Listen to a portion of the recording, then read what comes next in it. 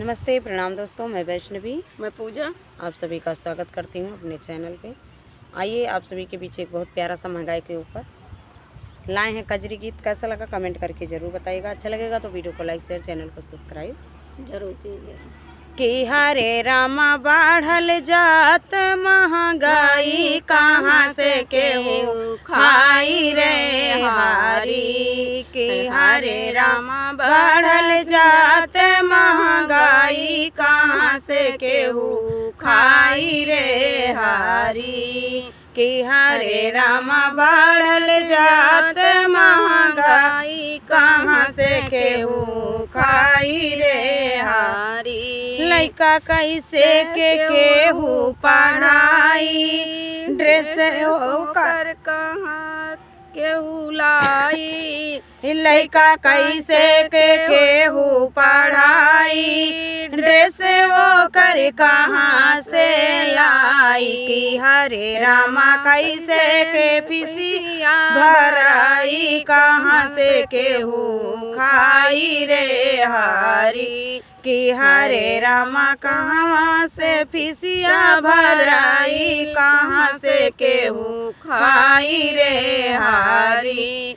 कि हरे रामा बढ़ल जात महंगाई, कहाँ से केहू खाई रे हारी। कितना महंगा भइल सब्जी भाई, तेल कड़ुआ कहाँ ना जाई। कितना महंगा भइल सब्जी भाई, तेल कड़ुआ के कहियो न जाई। हरे रामा कैसे के सब्जी छौकाई, कहाँ से केहू खाई रे हारी।